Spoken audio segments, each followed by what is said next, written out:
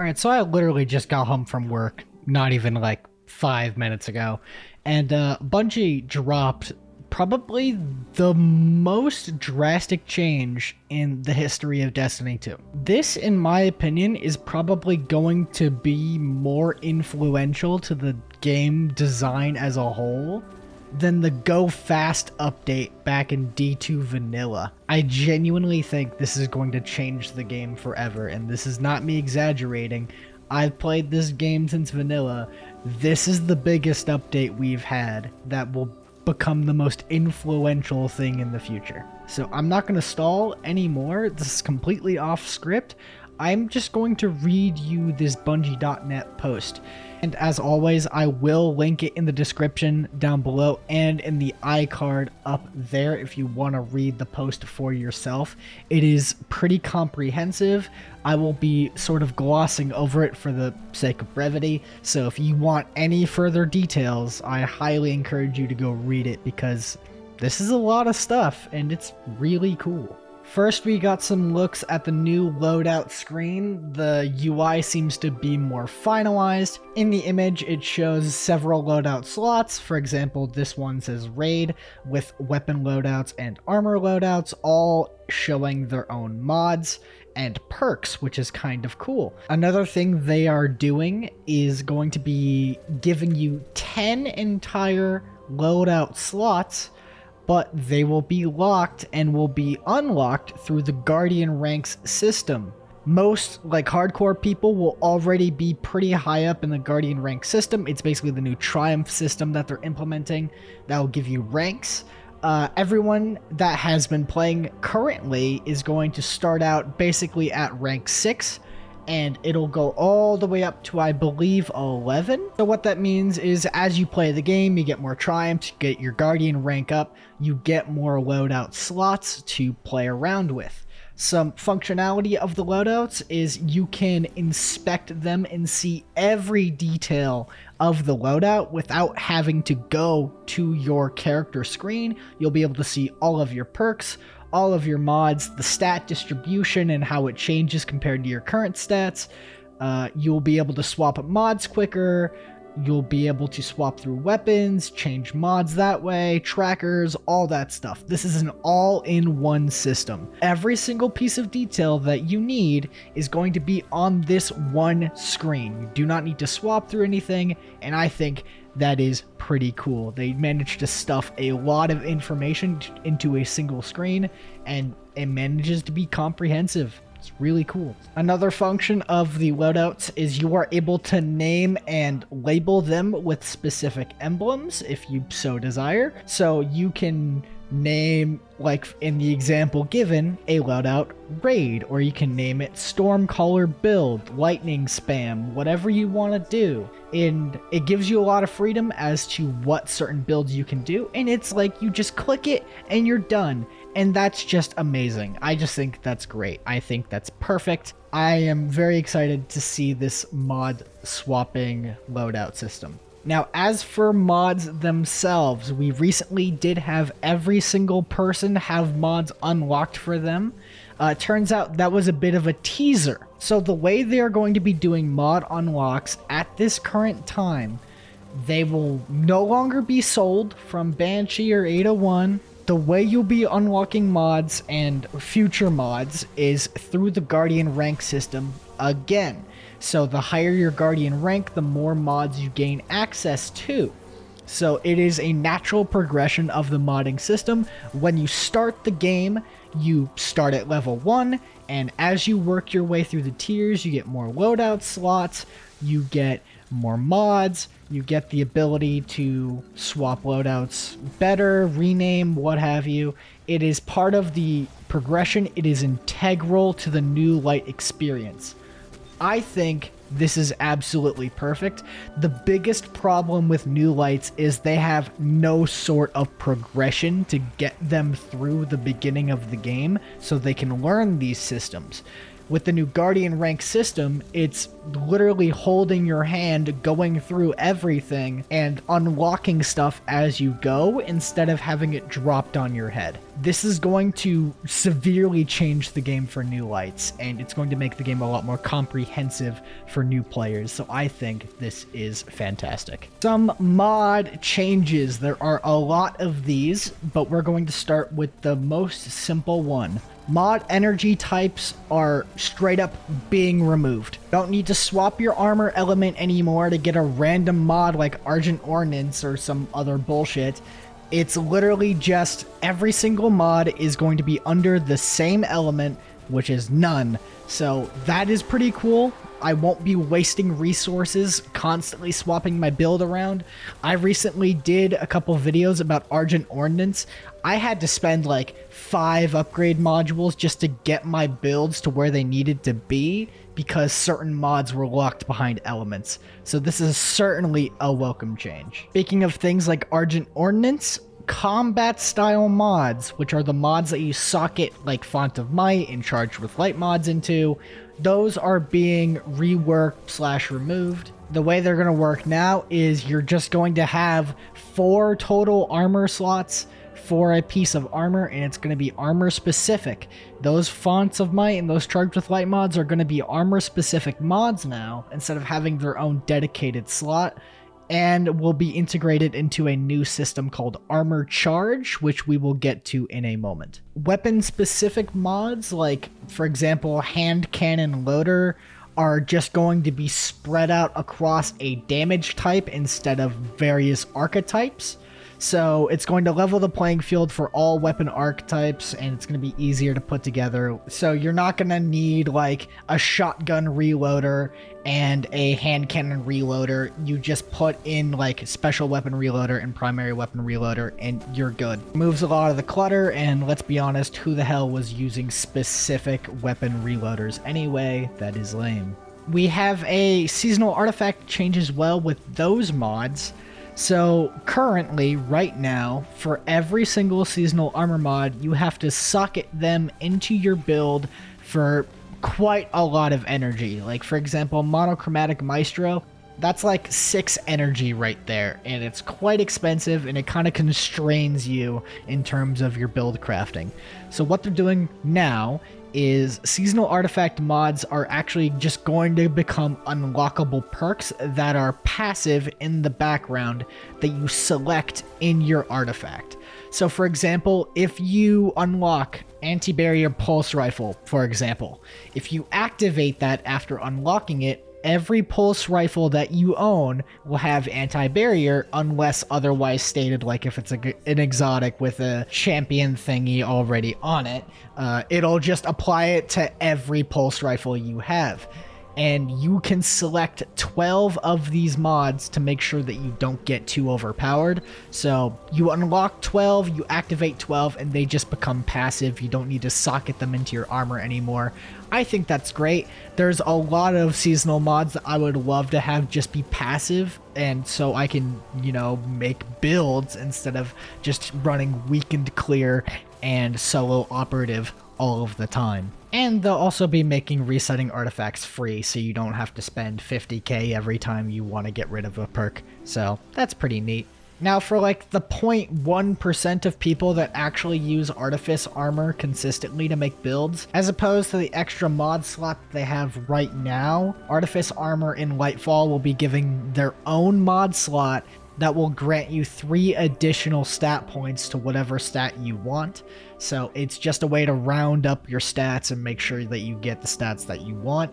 3 is a little low in my opinion, maybe 5, but we'll see how that works. If you've done any manner of endgame content, you've played around with match game a lot, and it can be quite annoying to run 3 different elements that completely butchers your current build. So they're doing something similar to Gambit, shocker, where all shields in endgame content are going to have 50% resistance with extra methods of breaking shields and doing extra damage to shields. So instead of just having to use like 3 different elements across your entire build and work around that, you can focus on using a specific build with a specific energy type and just have extra ways of breaking shields if need be. Thank God, no more Arbalist in every loadout because nobody wants to match elements. We don't have specific details on what they're doing to give us more options to break shields or do extra damage to shields right now, but they're gonna be dropping some more info on our way to Lightfall, so I'll make sure to keep you updated on that. More champion changes. It feels like every expansion that we get some rework on champions, and we got some this time too. So now, opposed to just only being able to stun champions with your weapons, we can now actually use subclass specific things to stun certain champions. So for example, barrier champions, if you have things like volatile rounds or radiant, they will just let you shoot through the shield. You don't need the armor mod at all. You can just shoot through the shield, which is pretty cool. Strand is going to have methods to stun all champions across the board as well, so that's going to be pretty awesome. As far as overload champions, damaging them with jolt will stun them, suppressing the champion will stun them, slowing them with stasis as well. Unstops, basically the same. Blinding them with like a blinding grenade will stun them, which is interesting. Encasing them in stasis and shattering them or triggering a solar ignition, that also works as well. Stasis was kind of the ways that people just poor manned it. Like if they didn't want to run a stupid mod, they will just freeze and shatter them consistently all the time. And now it's officially a counter to unstops. So yay, people that use stasis, that's pretty cool. So now we're getting to the full Charged with Light and Elemental mod rework. Like, it is a full rework. Basically, none of this is recognizable to what we have now. So, strap in. As we talked about earlier with that new mod socket being applied, all Charged with Light and Elemental Well mods are now being coalesced into this armor charge system. So what's going to happen is, for example, taking charge. It'll be available whenever you put an armor charge mod into a specific mod socket.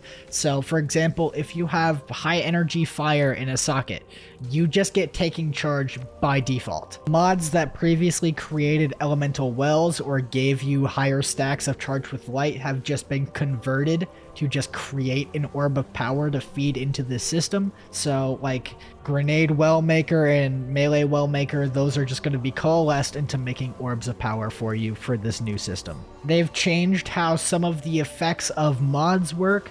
For example, Protective Light, where if you take critical damage while charged with light, you get resist. That's pretty cool. Now it's going to be pretty ass. The way the system is going to work now, any passive buff you get from an armor charge mod, like Protective Light or High Energy Fire, what have you, it's going to degrade over 10 seconds through all of your stacks. So every 10 seconds, it's going to consume 1 stack of your armor charge, unless it is consumed by something else. So passive mods are going to have to be played into, rather than you just having it for infinity because you picked up 1 orb. And they have created a mod to extend the decay time, so instead of it decaying every 10 seconds, it might decay every 15 or 20.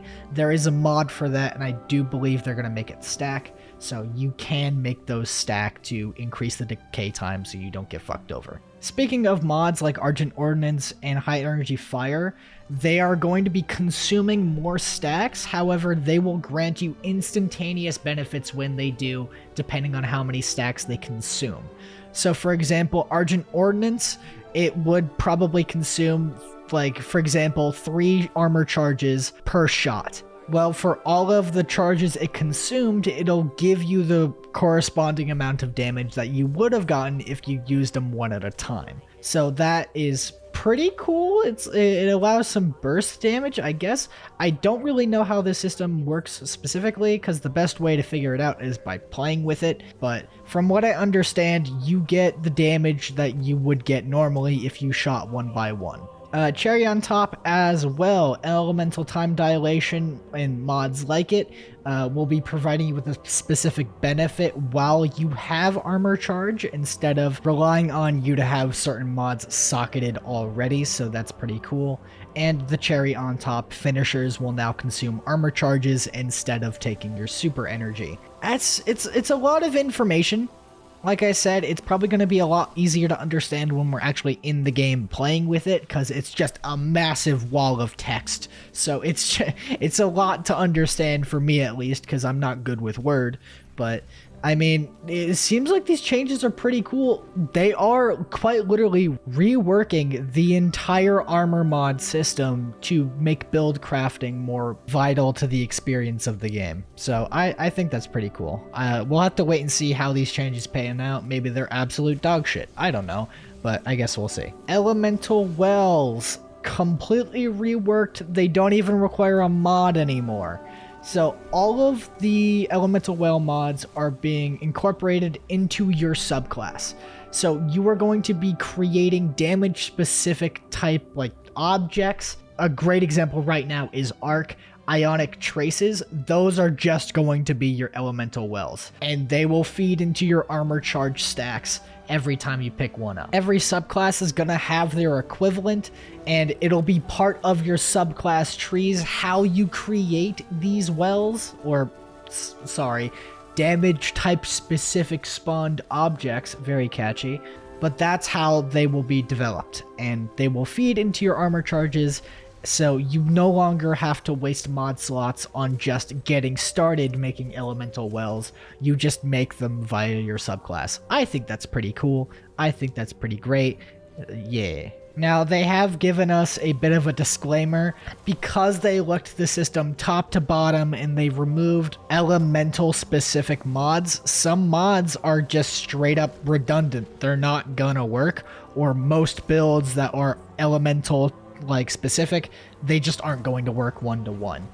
And they've also tuned the damage and energy regen and stuff like that. So for example, your quadruple font of might time dilation build, it probably isn't going to work anymore because either it does less damage or it just doesn't work anymore because elemental specific stuff isn't in the game anymore. So that'll be interesting to see how the meta switches around this system, considering Font of Might is a staple of every damage loadout in the game right now. So we'll just have to see. I'm actually very excited because this could be the type of meta shift that we've been looking for a long time. So I am quite excited. Alright, so this is by far the longest video I have made. At the moment, we're running at around 17 minutes of just word vomit. And I think it is really important. This is a fundamental game mechanic that has been reworked for an expansion coming out in a month. I think this is absolutely incredible. The amount of work that has gone into just reworking this system has probably been years in the making. And I'm very excited to see where it's going. But again, I highly implore you, go down, and while you're down there, subscribe, but go down there and click on the link and read this for yourself. It's a lot of words and it's a lot harder to understand through video. I tried my best with the editing, but it's just a lot of details and I just skimmed over it to make it easier for you to listen to. So that's up to you. Also, while you're down there, let me know what you think about these changes. Do you think they're actually good or do you think they're bad for the game? I can see the pros and cons. Like, definitely new lights are going to have a harder time getting into it than veterans, or who knows, maybe it's going to be great for everybody. I don't know. We have yet to see. But anyways, that'll be all from me today. It's been a long fucking recording session for me, so if you want to be cool, subscribe, like the video, go watch my other stuff, and I'm gonna go catch up on some sleep. I will see you all later. Goodbye.